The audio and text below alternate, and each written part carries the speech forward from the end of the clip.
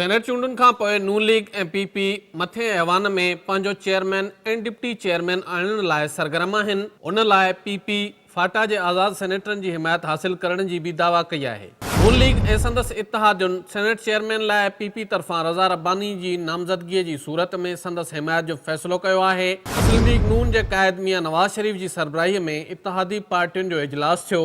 इजलास में JUI सरबराह मौलाना फज़लुर रहमान, पश्तूनख्वा मिली अवामी पार्टी जे महमूद ख़ान अचकज़ई ऐं नेशनल पार्टी जे हासिल बज़न जे शिरकत कई। इजलास दौरान नवाज़ शरीफ़ इत्तेहादी पार्टियुनि आॾो तजवीज़ रखी त पीपी तरफ़ां रज़ा रब्बानी खे चेयरमैन सेनेट तौरु उम्मीदवार आंदो वियो त उन फ़ैसिले जी हिमायत कई वेंदी। इत्तेहादी अॻवाननि नवाज़ शरीफ़ जी तजवीज़ खे बहितर करार ॾिनो ऐं उन जी भरपूर हिमायत कई। इजलास में फ़ैसिलो कयो वियो त रज़ा रब्बानी खां सवाइ को ॿियो उम्मीदवार सेनेट चेयरमैन लाइ आंदो वियो त नून लीग ऐं संदसि इत्तेहादी पार्टियूं भरपूर मुक़ाबिलो कंदियूं। इजलास में तय कयो वियो त समूरियूं इत्तेहादी पार्टियूं पहिरियां पंहिंजा नंबर पूरा कंदियूं। नंबर गेम जो अंग पूरो थियण बैदि सलाह मशवरा कया वेंदा, जंहिं बैदि उम्मीदवार साम्हूं आंदा वेंदा। इजलास खां पोइ ख़ानगी TV सां मुख़्तसिर ॻाल्हि ॿोल कंदे मियां नवाज़ शरीफ़ चयो त सेनेट चेयरमैन लाइ मौलाना फज़लुर रहमान सां बि सलाह कई। हुन चयो त मौलाना फज़लुर रहमान खे चयो त रज़ा रब्बानी सुठो सेनेट चेयरमैन रहियो आहे, हू संदसि हिमायत लाइ तयारु आहिनि। ईअं नथो थिए त हू पंहिंजो उम्मीदवार आणींदा।